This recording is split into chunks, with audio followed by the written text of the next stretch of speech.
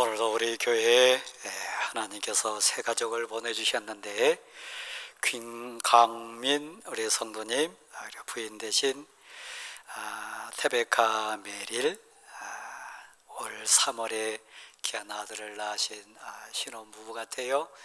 어디 계십니까? 자리 한번 일어나실랍니까? 거기서도 한번 일어나 보세요. 해군이신데 군인답습니다. 바다마을에 하시는데 여러분의 사랑 또 여러분의 관심이 꼭 필요한 귀한 가정입니다. 대전에서 이사 오셔가지고 우리 연마을에 오셨는데 아무튼 환영합니다. 박수 한번 드리도록 하겠습니다.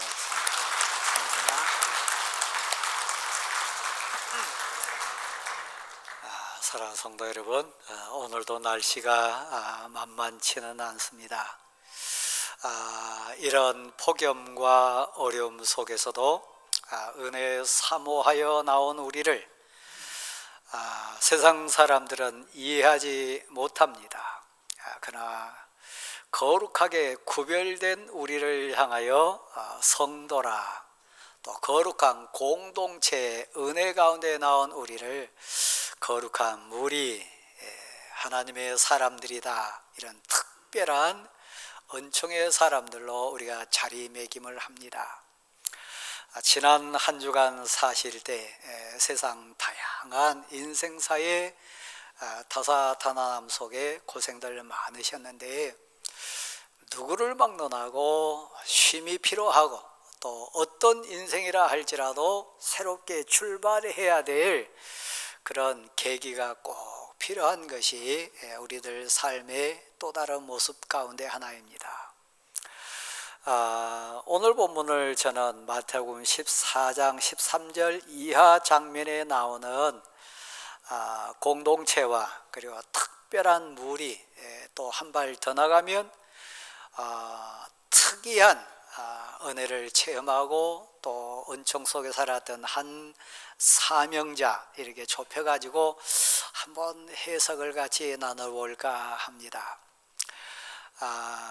예수 그리스도께서 이 세상을 사랑하셔서 특별히 그 당대에 은혜에 사모하는 자들 눈빛과 그 마음 소원을 보시고 불러 모으셔서요, 비록 빈들이었지만 그럼에도 불구하고 세상 가치가 아닌 하나님의 말씀 사모한다, 은혜 사모한다, 그런 고백 속에 사방각처에서 수많은 인생들이 빈들 가운데 찾아 나왔습니다. 말씀 본문으로 이렇게 유추해 보면 20세 이상 된 남자만 5,000명이었으니까 어린아이 또 여자까지 하면 적어도 2만 명 이상의 큰 무리가 빈들의 은혜 사모해서 나왔습니다. 날이 저물어서요, 그것은 빈들이고 요즘 같은 어떤 슈퍼나 대형마트에 있는 상황이 아니니까 먹을 것이 없었습니다. 그럼에도 귀한 무리들은 그 자리를 떠나지 않기를 소원해서요, 그곳에 주님이 계셨으니까요, 생명의 말씀을 듣는 기쁨이 너무 컸으니까요, 더해서 사랑 많으신 우리 주님께서 무리를 불쌍히 여기셔서 위로의 말씀뿐만 아니라 생명의 진리뿐만 아니라 병든 자는 고쳐주셨습니다. 귀신 들린 자는 귀신을 쫓아내 주셨습니다. 그리고 저녁이 되었을 때에 사역을 감당했던 제자들이 주님 앞에 나와 아뢰입니다. 여기 빈들입니다. 저들이 지쳤습니다. 이제 날도 저물어서 어찌할 방법이 없습니다. 저들에게 먹을 것이 필요한데 어찌했으면 좋겠습니까? 주님께서 친히 말씀하실 때에 너희가 주라, 너희가 저들에게 먹을 것을 친히 주라. 신앙의 영역, 믿음의 영역을 오늘 예배 나오신 사랑하는 성도 여러분 얼마나 체험하시고 얼마나 삶으로 고백할 수 있고 담대하게 간증하면서 많은 사람 앞에 삶으로 선포할 수 있습니까? 제자들 당황했지 않겠습니까? 빈들인데요, 날도 저문데요, 한둘이 아니고 적어도 무리가 2만 명이 넘는 대다수의 군중이 있는데요, 우리에게는 떡 5개와 물고기 2마리밖에 없습니다. 이것 갖고 우리가 어떻게 하겠습니까? 삶의 한계입니다. 우리의 상황의 한계입니다. 내 힘으로 어쩔 수 없는 그런 부득이한 상황 속에 빠질 수밖에 없습니다. 아시잖아요, 우리 주님께서 물고기 2마리, 떡 5개를 손에 드시고 하늘을 향하여 축사하신 다음에 거기에 모인 모든 무리에게 다 먹이시고 거둬들인 나머지가 12바구니에 가득 차도록 남기신 장면, 오늘 예배 나오신 여러분 다 아시지 않습니까? 우리에게는 떡 5개와 물고기 2마리밖에 없습니다. 사실 저의 한계이고 우리 공동체의 한계이고 기도 제목이 있으신 사랑하는 성도 여러분 한 분 한 분의 한계 상황 아닙니까? 신앙이 뭔가요? 믿음의 능력은 어떤 건가요? 기도의 역사는 무엇이고 말씀은 어떻게 우리를 새롭게 하나요? 신앙의 영역, 믿음의 영역, 말씀의 역사, 하나님의 권능, 위로부터 임하는 그 능력의 역사는 무엇일까요? 세상 사람들은 이렇게 해야 합니다. 사람이 무엇으로 살까? 대부분은 환경이나 먹고 마시는 의식주와 관련된 것으로 고백하지만 철학자들이나 사상가들이나 뜨거운 사랑에 매료된 자들은 사람이 그냥 환경으로만 사는 존재가 아니고 사랑으로 산다, 그렇게 얘기한 사람들도 종종 있습니다. 그러나 그 빈들에 모였던 하나님의 사람들은 고백자가 됐습니다. 하나님의 말씀으로 산다. 사람이 떡으로만 사는 것이 아니라 환경에만 사는 것이 아니라 생명의 능력으로 산다. 말씀 곧 예수 그리스도 진리 가운데 사람의 행복과 기쁨과 평안이 있음을 우리는 안다, 고백할 수 있는 얘기입니다. 마태복음 14장 13절 이하 초반부에 나온 장면은 적어도 대다수의 공동체가 자기 입으로 우리 주님이 축사하신 다음에 나눠주신 그 떡과 물고기를 다 자기 입으로 먹었습니다. 인생의 환경이라고 하는 제한적인 감각으로 느꼈습니다. 아마 대부분 그렇게 생각하지 않았을까요? 희한하다, 신비하다. 요한복음 6장으로 그 장면을 재해석해 보면 그들에게 꿈이 하나 생겼어요. 야, 이 사람을 우리 왕으로 삼자. 그러면 우리가 굶지는 않겠다. 우리 지도자로 삼자. 이 예수를 우리 의식주 문제 해결하는 우리의 지도자로 삼았으면 좋겠다. 그때 우리 주님이 담대하게 그들에게 선포하십니다. 이 땅에 내가 이루고자 하는 나의 나라는 먹고 마시고 입는 데 있지 아니하니라. 그 얘기 가운데 수많은 무리가 다 떠났습니다. 오늘 예배 가운데 나오신 사랑하는 대광교회 성도 여러분, 요한복음 6장 68절 말씀에 보면 그 가운데 있었던 베드로에게 우리 주님이 그 제자들에게 물으신 장면이 나옵니다. 너희도 가려느냐?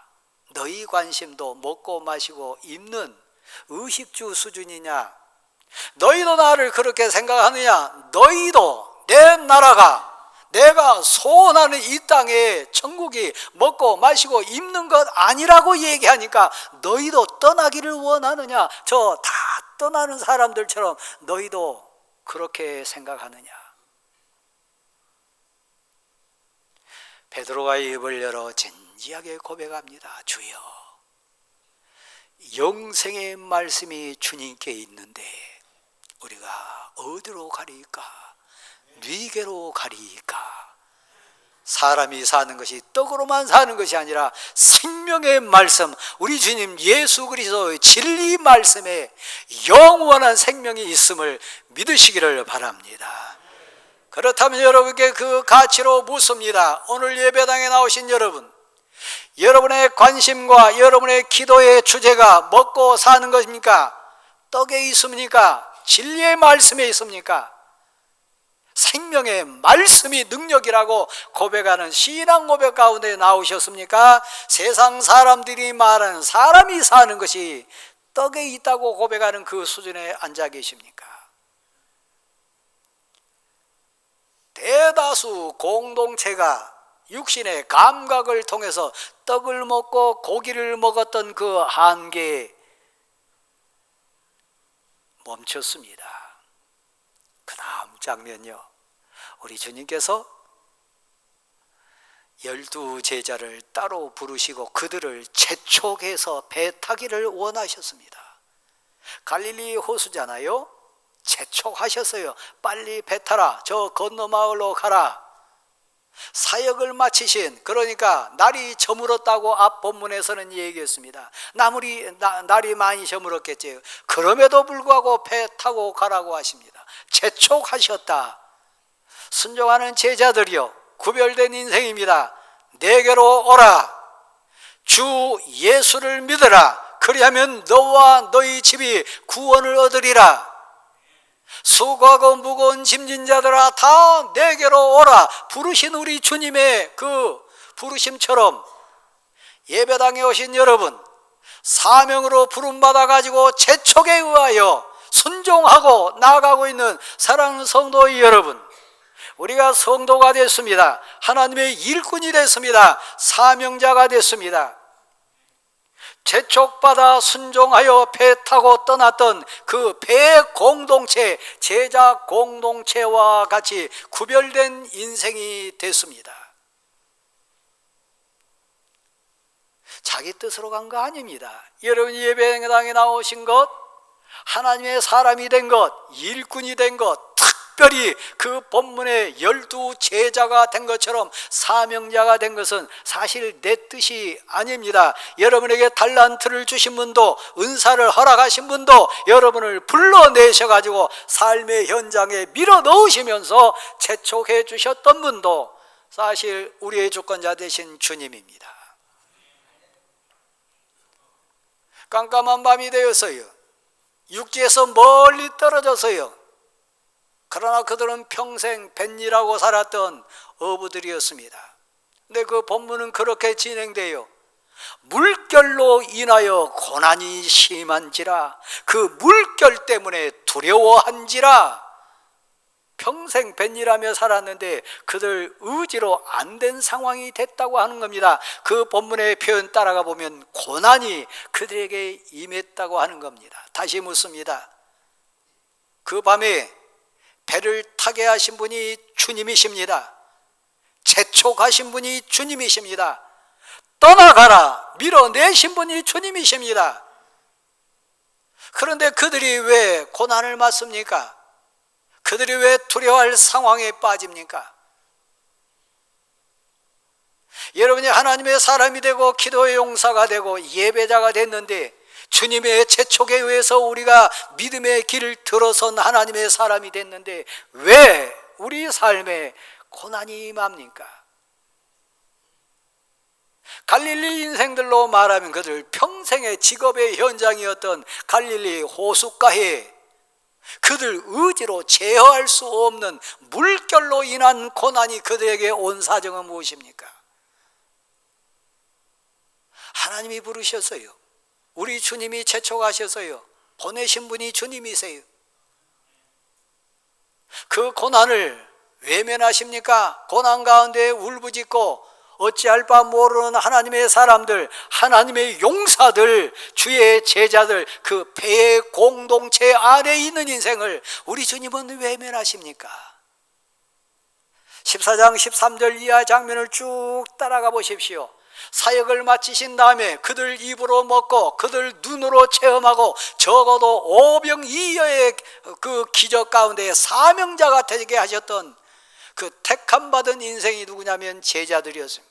떡을 날랐던 사람도 제자들이고 앉게 해서 그 사역을 감당했던 현장의 간증인이 누구냐면 사랑하는 제자들이었습니다. 여러분도 지난 여생 동안 많은 은혜를 체험했습니다. 간증거리 많습니다.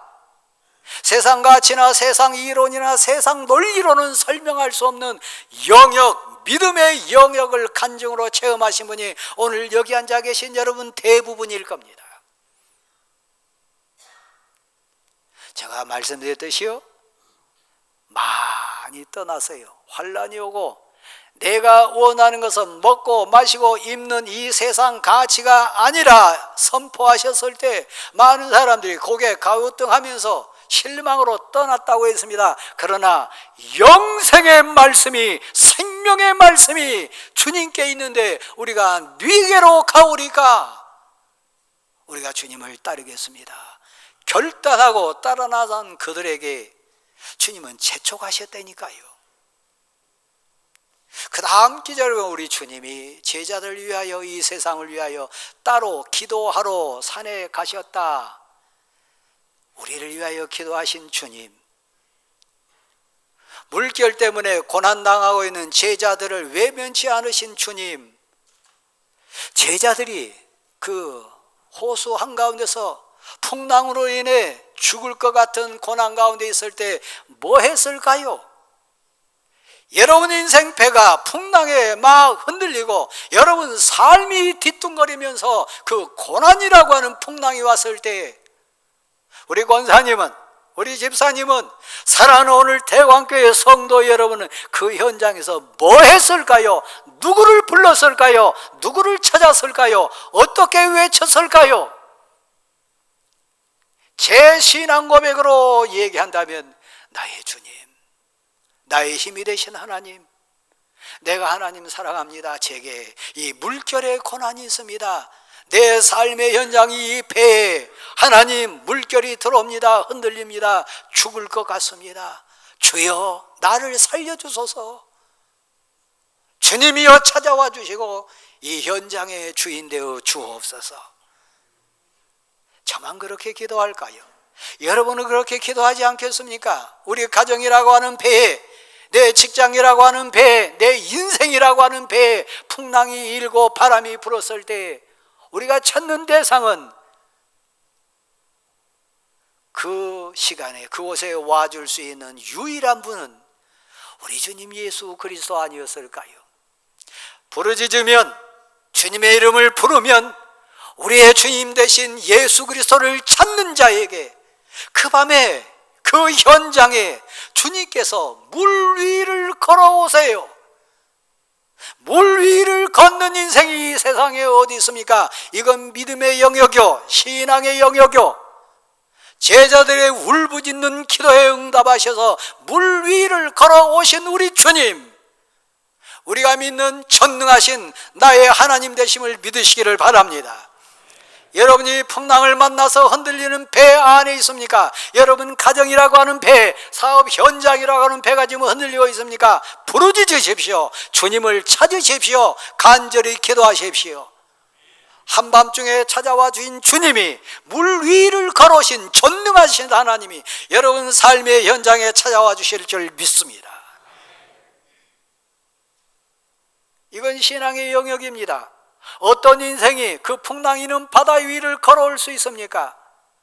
어떤 인생이 그 풍랑을 잔잔케 할 수 있습니까?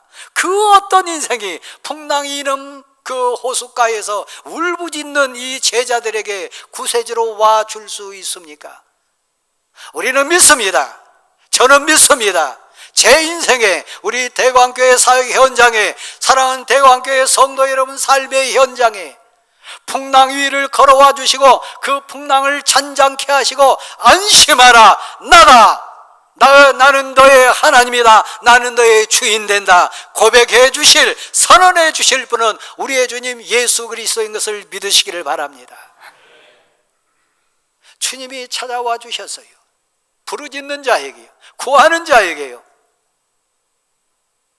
그 다음 장면요, 12 제자 공동체, 특별한 공동체입니다. 그런데요, 한 발 더 나가 볼까요?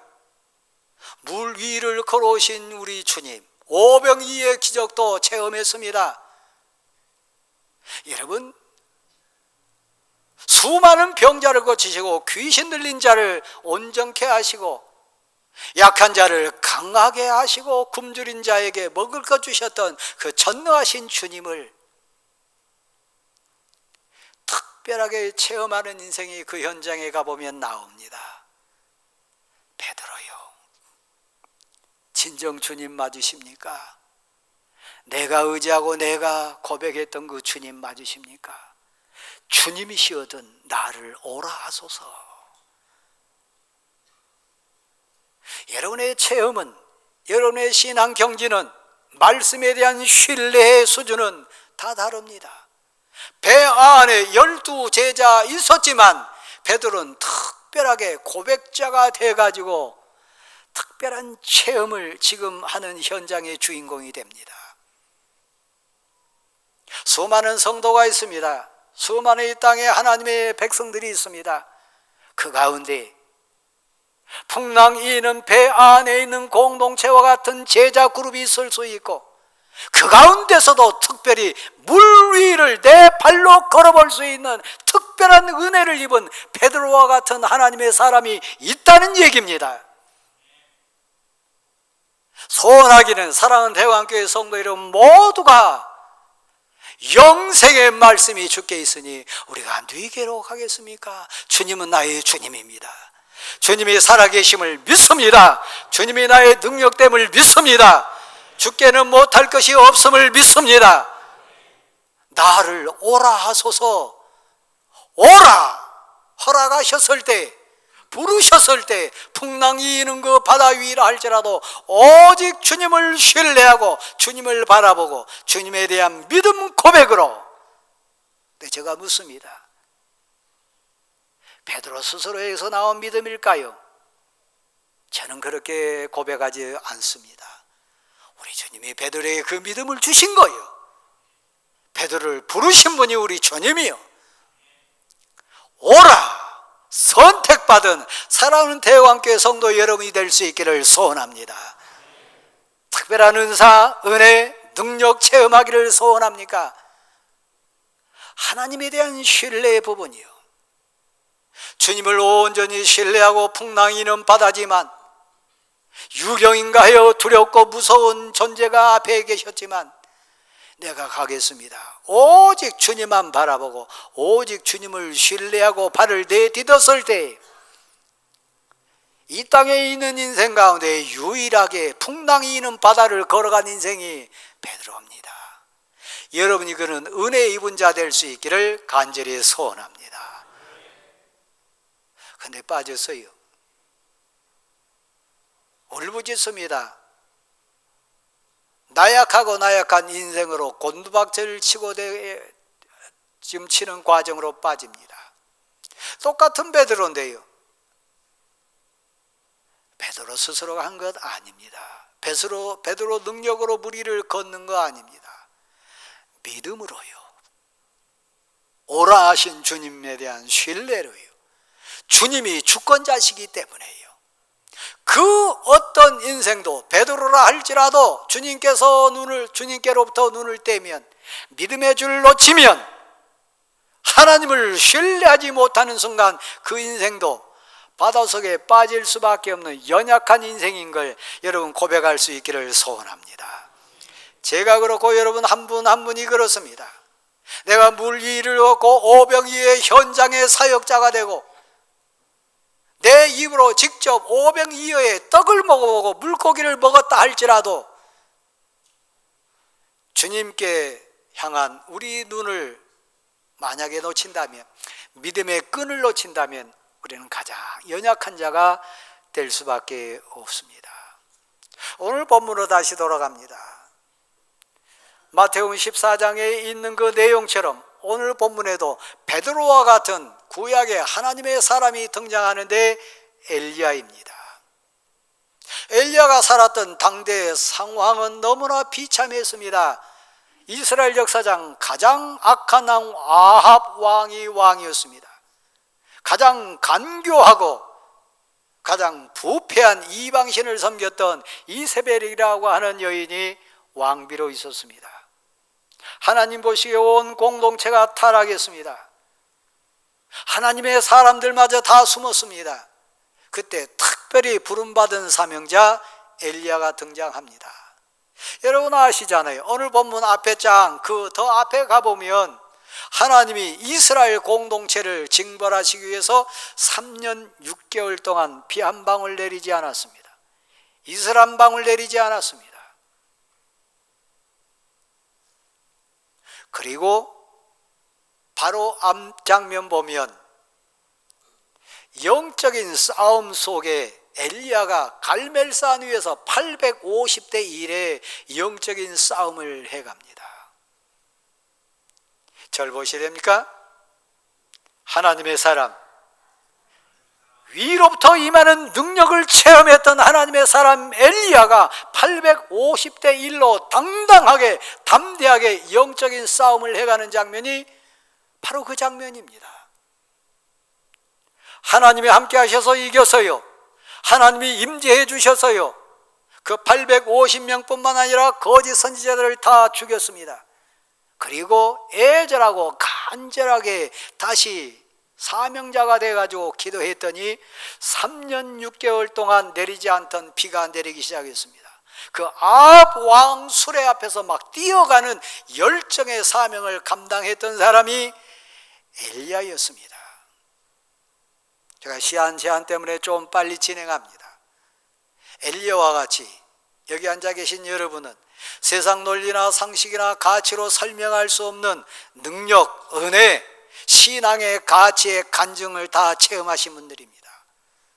세상 앞에서 저 영적인 싸움에 오직 믿음으로, 오직 은혜로 이겨내셨던 믿음의 용사가 바로 여러분 자신입니다. 근데 오늘 주제는 그거예요. 그 엘리야가 낙심해요. 그 엘리야가 무너져요. 그 엘리야가 지칩니다. 하나님, 나 죽여주십시오. 하나님 앞에 떼를 쓰고 있습니다. 베드로가 물에 빠져가지고 허우적거린 것처럼 그 능력을 행했던 엘리야가 허우적거리고 있습니다. 이스라엘 영토 가운데 사람이 살 수 있는 가장 아래쪽이 브엘세바입니다. 바로 인접해 있는 게 유대 광야입니다. 그러니까 도망갈 수 있는, 최대한 도망간 겁니다. 사람이 살 수 있는 가장 끝자락까지 간 겁니다. 근데 뛰어봐야 벼룩 아니겠습니까? 왕의 손길을 어떻게 피할 수 있습니까? 왕의 추적을 어떻게 따돌릴 수 있습니까? 극한 상황에 몰린 거죠. 오죽했으면 나 죽여달라고. 이제는 피할 것도 없습니다. 너무 두렵고 무섭습니다. 여러분, 850대 1로 싸웠던 그 엘리야는 어디 갔습니까? 3년 6개월 동안 비도 이슬도 내리지 않던 땅에 위로부터 임하는 권능을 덧입어가지고 비 내리게 했던 그 하나님의 사람, 그 엘리야의 용기는 어디 갔습니까? 물 위를 걸어가다가 주님께 눈을 떼는 순간, 주님을 향한 믿음의 끈 놓치는 순간 물에 허우적거리면서 두려워했던 베드로의 모습, 엘리야에게도 그대로 나타났습니다. 제게도요, 여러분에게도요. 이게 인생의 한계입니다. 하나님은 죽여달라고 떼쓰고 있는 엘리야, 지쳐서 쓰러져 있는, 잠들어 있는 엘리야를 외면치 않으셨어요. 찾아와 주셨어요. 그가 울다가 떼쓰다가 지쳐가지고 이제는 죽여달라고 지쳐서 잠들었을 때 천군 천사를 보내가지고 어루만지십니다.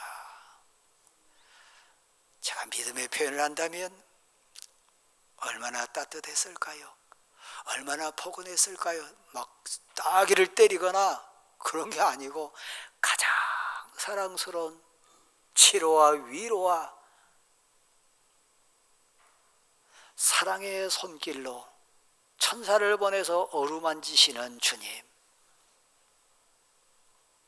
베드로를 다시 물에서 건져내주시고 믿음이 적은 자여 왜 의심하였느냐. 엄하게 꾸짖거나 막 회초를 내리치신 것이 아니라 다시 일으켜 주시는 우리 주님처럼 어루만지시고 떡을 주시고 물을 마시게 해가지고 다시 새 힘 주시는 우리 하나님의 사랑이 엘리야에게 그대로 나타났습니다. 여러분, 번아웃은 누구에게 찾아옵니까? 엘리야처럼 베드로처럼 열심히 일했던 사람이요. 누구에게 휴식이 필요합니까? 누구에게 쉼이 필요합니까? 게으른 자 말고 열심히 살았던 사람이요. 운동선수에게 슬럼프가 온다고 합니다. 경기력이 극하게 떨어져요. 폼이 흐트러질 뿐만 아니라 성적이 나지 않아요. 많은 선수들, 대부분의 선수들 그래서 울부짖습니다. 여러분, 잘하던 선수가, 유명했던 그 선수가 한순간에 슬럼프에 빠지면 대부분 어떻게 하던가요? 쉼을 갖습니다. 내 폼이 어디서 흩어졌나? 내 마음 기둥이 어디서 미끄러졌나? 사랑하는 대왕교회 성도 여러분, 하나님은 사랑이십니다. 엘리야를 사랑하신 하나님, 베드로를 사랑하신 하나님, 여러분을 불러주신 하나님인 거 믿습니다. 제자들을 재촉해서 배 타고 가게 하신 하나님, 여러분을 여러분 삶의 현장에 재촉하셔서 가게 하신 분이 우리 주님인 거 믿으시기를 바랍니다. 사역 앞에 사명자로 서신 여러분, 여러분에게 사명을 주시고 사명자로 부르시고 직분을 주신 분이 우리 주님 예수 그리스도인 거 믿으시기를 바랍니다. 우리는 인생이니까 지칠 수 있어요. 슬럼프에 빠질 수 있어요. 심지어는 나 죽여달라고 투정할 수 있어요. 그 장면 가보십시오. 하나님이 엘리야를 위로하십니다. 엘리야를 안아주십니다. 엘리야에게 먹을 것을 주시고 새 힘 얻도록 다시 기회를 주십니다. 제가 묻습니다. 그렇게 850대 1 영적인 싸움을 하고 3년 6개월 동안 비 안 오게 할 수도 있고 비를 내리게도 할 수 있었던 하나님의 일꾼 엘리야가 왜 지쳤을까요? 왜 숨어서 죽기를 소원하는 자가 됐을까요? 여러분 스스로 한번 찬찬히 생각해 보세요. 두 가지만 제가 말씀드리겠습니다. 첫 번째는요, 베드로 무리를 걷는 능력은 베드로에게 있지 않습니다. 850대 1 싸움을 했던 그 능력은 엘리야의 것이 아닙니다.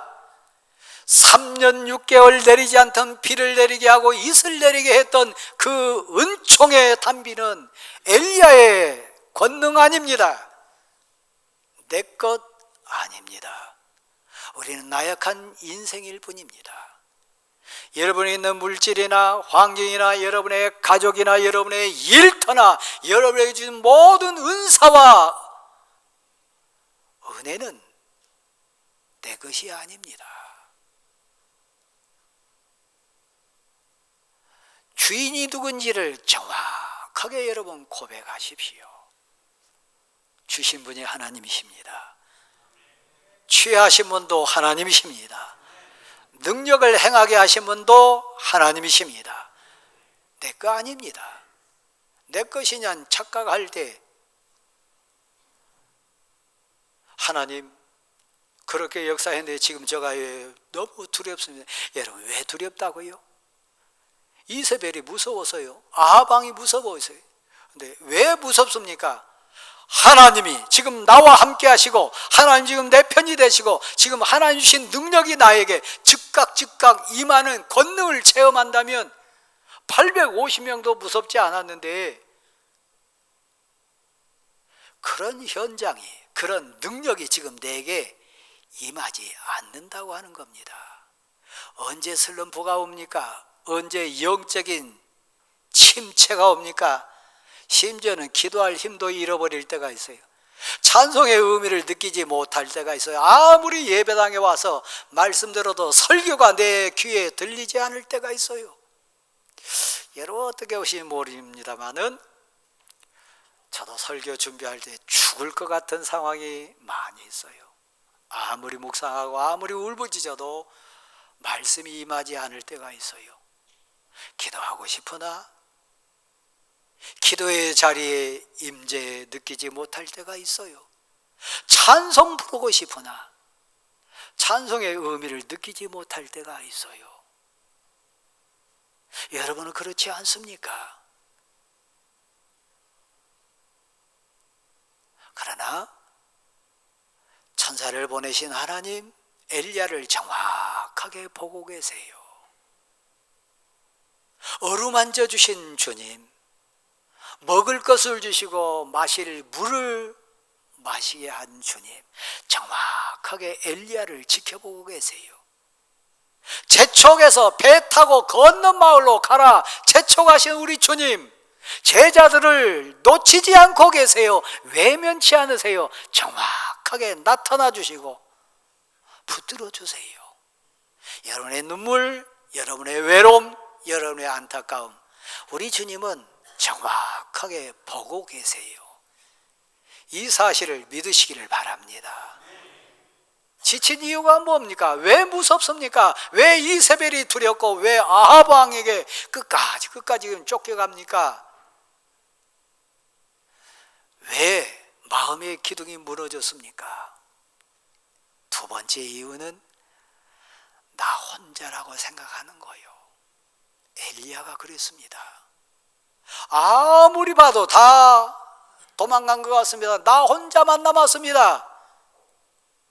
아무리 봐도 신앙 고백하는 자가 없는 것 같습니다. 나 혼자만 영적인 싸움을 하겠습니다. 나만 미련한 것 같고, 나만 신앙 고백한다고 지금 믿음의 끈을 붙들고 있는 것 같습니다. 아무도 안 보입니다. 없습니다.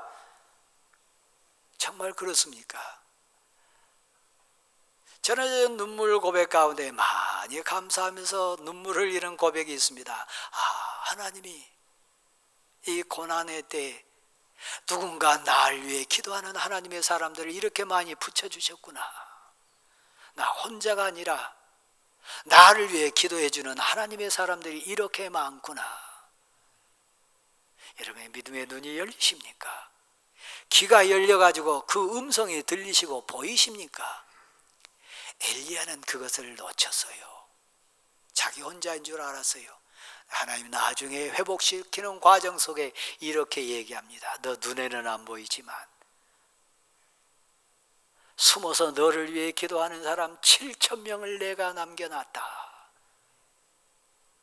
너가 혼자 영적인 싸움 앞장서 가지고 하는 것 같지만 드러나지 않지만 너에게 능력 달라고, 우리 엘리야 선지자에게 힘을 달라고, 하나님의 사람처럼 영적인 싸움에 이기게 해달라고, 하나님 저 엘리야가 승리할 수 있도록 이기게 해달라고 애절하게 기도하는 숨어있는 7,000명의 하나님의 사람이 너 눈에는 보이지 않지만 있다.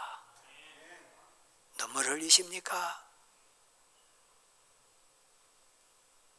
여러분 정말 힘드십니까? 한번 받아해 주실래요? 누군가 날 위해 기도하고 있습니다. 우리 주님도 정확하게 보고 계시지만 그 땅에 엘리야 당대에 7,000명이나 된 하나님의 사람들, 육신의 눈으로는 보이지 않지만 아무도 없는 것 같지만 7,000명의 하나님의 사람들이 그 현장에 있다고 하는 사실을 잊지 마십시오. 어머니 되십니까? 남모르게 눈물을 흘리는 딸들이 있습니다. 고난 가운데 있는 아버지 계십니까? 표현 안 하지만 여러분을 위해 눈물 흘리며 기도하는 아들과 아내와 가족이 있습니다. 혼자 아닙니다. 오늘 본문이요, 회복시키시는 하나님, 다시 말씀드립니다. 이 회복이 단순한 물질에서 오는 회복입니까? 사람이 준 능력입니까? 베드로가 다시 일어날 수 있었던 것도 엘리야가 다시 회복해서 저 호렙산까지 갈 수 있는 힘을 얻은 것도 사람에게서 온 것입니까? 아니요. 나의 힘이 되신 하나님께로부터 능력이 옴을 믿으시기를 바랍니다. 하나님은 여러분을 사랑하십니다. 여러분 포기하지 않습니다. 결코 외면치 않습니다. 풍랑이는 그 배를 홀로 두지 않습니다. 죽기를 소원하면서 저 땅끝까지 사람 살 수 있는 가장 마지막 브엘세바까지 쫓겨갔던 엘리야를 하나님은 놓치지 않습니다. 여러분을 놓치지 않습니다. 여러분 자신 한 분 한 분을 하나님은 결코 포기하지 않는 은혜와 능력의 하나님인 것을 믿으시기를 바랍니다. 고백할 수 있습니까? 우리 고백으로 일어나십시오.